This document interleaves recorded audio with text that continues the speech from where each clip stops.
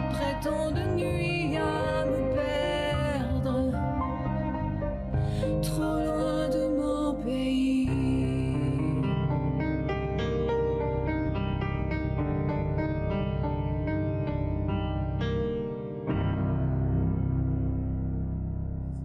Je vous dis bonjour à partir de Montréal. À l'émission Ça va causer aujourd'hui, nous recevons Madame Paule Tremblay.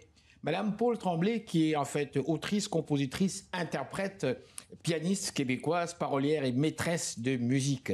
En fait, nous la recevons aujourd'hui à l'émission. On va parler justement de sa carrière, pourquoi pas de son évolution et aussi de ses derniers bébés. Bonjour. Bonjour. Comment ça va? Ça va très bien, et vous? Oui, ça va, merci. C'est un grand plaisir de vous recevoir à notre émission de télévision. Selon notre concept, évidemment, je me fie toujours à notre concept. Pardonnez-moi, je suis un petit peu nerveux ce matin, je ne sais pas pourquoi, peut-être avec la grève des transports et autres. Oui, c'est vraiment tannant. Qui est Madame Paule Tremblay? Moi, je me définis comme une artiste, autrice, compositrice, interprète. Oui. Ça a d'abord commencé avec le piano que j'ai étudié jusqu'à l'université. J'ai fait un bac en musique, piano et chant. Puis après ça, je me suis dit, bon, qu'est-ce que je fais? Puis comme j'aimais beaucoup les mots, j'aimais beaucoup la poésie, le théâtre et tout ça, j'ai décidé de commencer à écrire des chansons. Et c'est là que je me suis trouvé ma passion, ma vraie passion pour les arts à travers la chanson. Puis j'ai commencé à faire des spectacles, beaucoup de spectacles et des albums.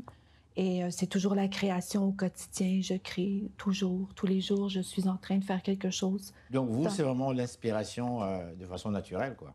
Oui, vraiment naturelle. J'ai vraiment la chance d'être connectée avec ma créativité et de la recevoir, de l'accueillir, puis de pouvoir, comme ça, au quotidien, créer des petites œuvres.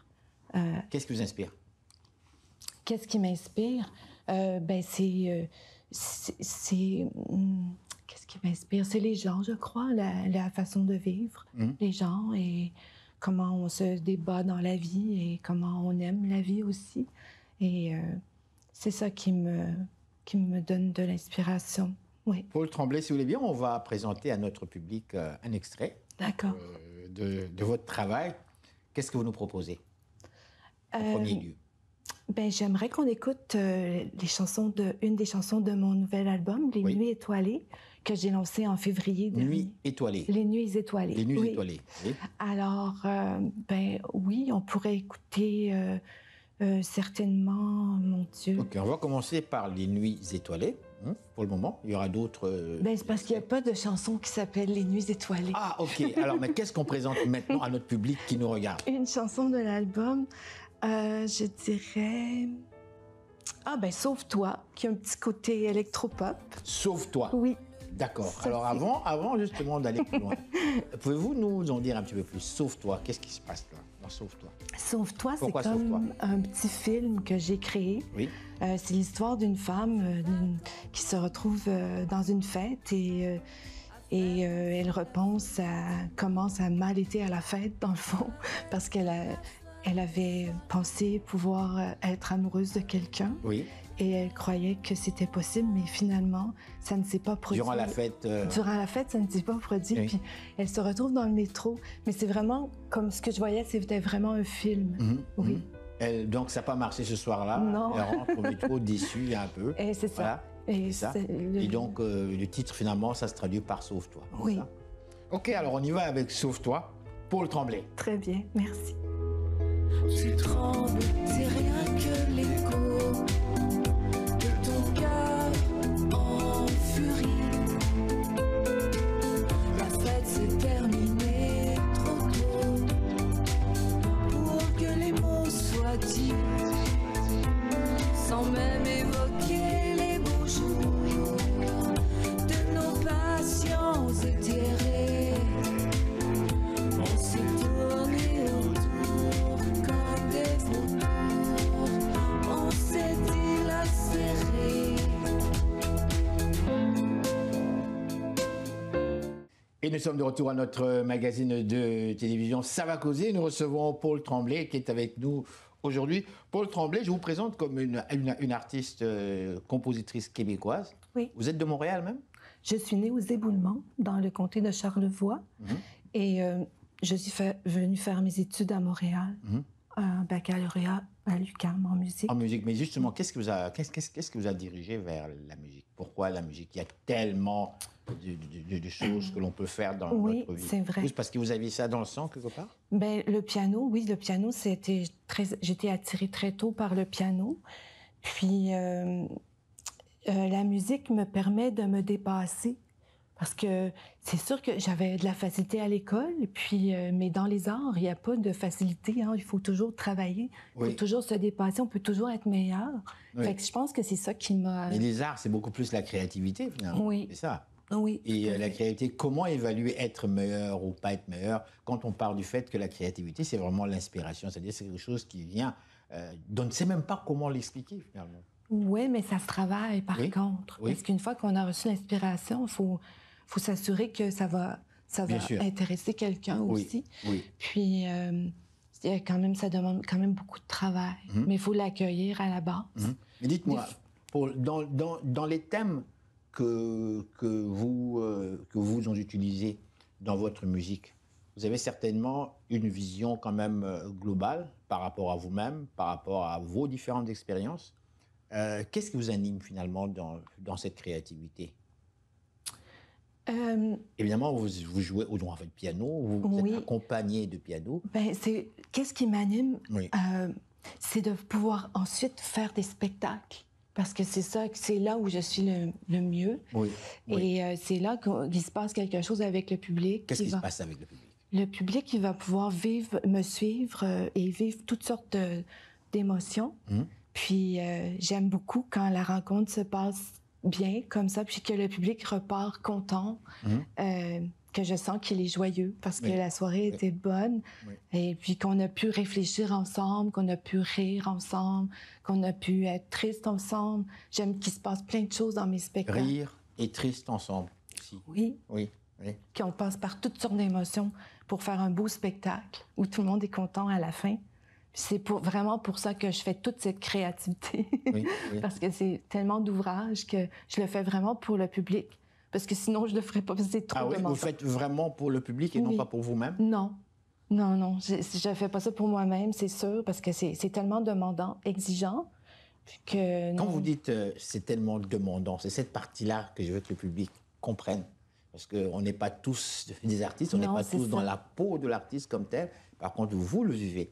Est-ce que vous dites que c'est exigeant? Qu'est-ce qui est exigeant? Ben, c'est beaucoup de travail, c'est beaucoup de détails. Comme pour une petite chanson qui a l'air toute simple à la fin, qu'on se dit, mon Dieu, ça a l'air facile de faire ça. Mais pour ça, ça a pris des heures et des heures et des heures de réflexion, de changement, de toujours retravailler pour arriver avec le petit détail qui va faire une belle différence. Penser aux autres musiciens qui vont pouvoir embarquer là-dessus, comment on va les faire, comment on va les insérer dans la chanson pour que ça reste beau, accessible. Fait que c'est vraiment, c'est toujours dans la pensée. Je pense toujours à ça, pour comment arranger une chanson pour qu'elle soit au maximum.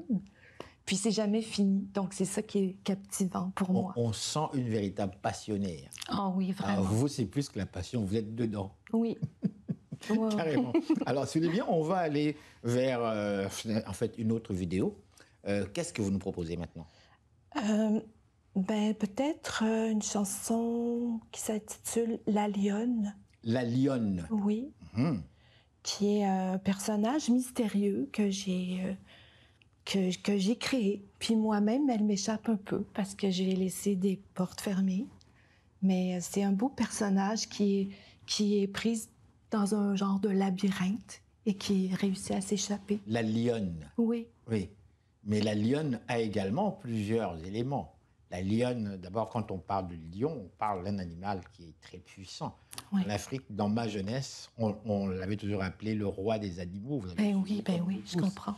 La lionne a des griffes. Oui. La lionne agresse. Quand elle est grande, elle peut faire peur. C'est vous, ça? Non, je ne crois pas. non, non, c'est... Non, je ne crois pas que c'est moi, mais je crois que ça peut être C'est une femme, c'est peut-être une mère. Oui, Oui, oui. peut-être une mère qui veille sur ses enfants. Mais et qui finit par trouver une façon pour Oui. pouvoir Oui. partir, quitter. J'ai pensé que peut-être je parlais de ma mère qui est décédée. J'ai Ah, pensé que Ok. peut-être. Oui. Oui. Oui. Vous avez dû l'aimer, cette maman, Oui, beaucoup. pour en parler comme ça. Oui. Vous savez, une maman, c'est... Il y a pas de prix. Hein. Non, puis j'ai pas tout dit, c'est sûr. Oui. Encore non, c'est sûr. Oui. Alors, on va aller vers cet extrait. Donc, on parle ici de La Lionne, c'est bien ça? Merci, oui. La Lionne avec Paul Tremblay. Je la vois dans le noir, en prière ou en flamme. Une lionne en cavale s'échappe enfin du labyrinthe. Sans griffes et rien ni personne au cœur.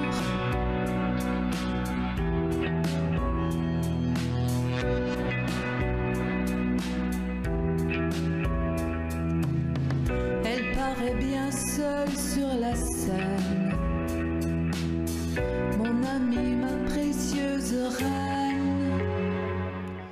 Et voilà, madame, messieurs, nous sommes de retour à notre magazine de télévision. Nous recevons aujourd'hui une artiste québécoise, madame Paul Tremblay. Paul, je vois qu'ici, vous m'avez offert, j'ai plusieurs cadeaux ici. Hein, j'ai plusieurs cadeaux, je suis très content, très, très content. On parle ici de plusieurs de vos vidéos, de vos CD que vous avez déjà publiés. Il y a en fait Turbulence, ici. Oui, 2019. En fait, 2019. Il y a en fait Turbulence que j'ai ici. Il y a Le Chevalier Oui, aussi, que j'ai avec moi ici. Et il y a Puisque tout change. Oh là là, c'est vraiment très profond. Puisque tout change. Et nous avons aussi Les Nuits étoilées. oui. Je vais revenir à Puisque tout change. Ah, Puisque tout change. Pouvez-vous nous en donner un petit peu plus par rapport... puisque tout change, ben, c'est un album qui est quand même il est très simple. Il est moins élaboré, je crois, au niveau des arrangements. Mais dessus, il y a une chanson qui est vraiment aimée du public que je dois faire à chaque spectacle qui Oui. s'appelle Les Perséides. Les Perséides. Oui. Qu'est-ce que ça veut dire, ça? Les Perséides, c'est l'histoire d'une femme qui va voir les Perséides un jour, pour une fois. Puis, en fait, elle demande à quelqu'un d'aller voir les Perséides, les étoiles filantes qu'on voit ici au mois d'août. Oui, Ce sont des étoiles qu'on peut bien voir. oui. Moi, je les ai jamais vues personnellement, mais j'ai imaginé un personnage qui allait les voir avec son amant ou son ami, Oui, oui. son homme. Oui, oui. Puis c'est ça. C'est une jolie chanson, c'est une petite valse. Puis ça marche très fort en spectacle. Alors, Oui, oui. Puisque tout change, ça me permet... Est-ce qu'on l'a en vidéo, Les Perséides? Sur YouTube, on l'a, mais c'est pas un vrai vidéo, mais c'est... la chanson est sur YouTube. Oui. Elle est sur YouTube. Ok, Oui. on va donc pouvoir en fait présenter ça prochainement. Je reviens au Le Chevalier. Oui. Le Chevalier de Madame Paul Tremblay. Dans quel contexte que vous avez composé cette chanson, finalement? Le Chevalier. Oui. Ah, ça, c'est... je me souviens que c'était... je me suis réveillée un matin, puis j'avais tout le piano dans la tête. Je me suis levée, je suis allée au piano, puis j'avais toute l'intro dans la tête, dans les doigts. Oui, oui, Ouais. oui. Fait que ça m'a impressionnée quand même. C'est quand même rare. Puis, c'est ça, le chevalier, ça représente toute la passion, toute ma passion, je crois. Oui, Oui, oui. Passion par rapport à la vie, par rapport à la musique, par rapport à la vie. à la vie, Ouais. à la vie. C'est de pouvoir aller jusqu'au bout de chaque situation, et aller toujours plus loin, puis de se dépasser. C'est Oui. toujours ça. Oui. J'aurais une question à vous poser. Oui. Je sors un peu de notre cadre comme tel. Je vous entends, vous avez une très belle voix, très douce. Vous vous exprimez avec beaucoup de calme comme tel. Vous êtes une personne qui semblait très, très réfléchie et d'une grande sensibilité comme telle, qui suit quand même ce qui se passe. Dites-moi, comment est-ce que vous vous situez, vous, aujourd'hui, en tant que femme, dans le domaine artistique? En tant que femme, je trouve que je pense qu'il y a encore du chemin à faire pour qu'on ait l'égalité dans la musique pop. Oui. Ah oui, il y a encore du chemin à faire? Oui, un peu encore. Pourtant, les femmes brillent. Oui, les femmes brillent de plus en plus, mais c'est quand même assez récent. Puis c'est toujours... Il il y a encore quand même beaucoup de place qui est faite aux hommes. On voit les hommes d'une autre manière souvent que les femmes. Souvent, les grands auteurs, c'est toujours des hommes, je trouve, encore. On parle peu de l'écriture des femmes, on va parler plus de leur physique, de leur voix, de leur maintien, tout ça, mais tu sais, de cibler l'écriture en tant que telle ou de cibler la composition en tant que telle, c'est encore à faire. Il faut encore faire du chemin là-dessus pour qu'on soit traité de la même manière. Mais il y a des grands bouts de chemin de fait, oui, c'est très bien. Paul Tremblay, quels sont les projets d'avenir? Les projets, continuer à faire des spectacles, continuer à gagner mes spectateurs un à un, parce que je veux vraiment parler au plus de gens possible, puis continuer à faire des albums, toujours. Donc, on vous voit d'ici le mois d'octobre, en fait. Bientôt, vous serez, je pense, en fait, carrément spectacle, c'est bien ça? Bien, je serai le 10 octobre avec Momo Soro et son équipe. Puis, je serai aussi le 8 novembre chez Lionel, où je serai seule au piano. Bien. Merci infiniment. On va se laisser avec un tout dernier extrait. Qu'est-ce que vous nous présentez? Merci beaucoup. Je pourrais y aller avec l'Anathème. L'Anathème. Toujours des nuits étoilées, parce que c'est l'album, c'est mon bébé, c'est un nouvel album. Oui. Et l'Anathème, donc c'est une chanson, c'est une histoire d'amour sur fond de changement climatique. Oh, ok. Merci. Merci. De miel, je ne sais pas. Ne me demandez pas pourquoi. Il fait si chaud en Alaska qu'il faille fuir le soleil. Ces jours qui nous égayent. Je ne sais rien. Je ne suis plus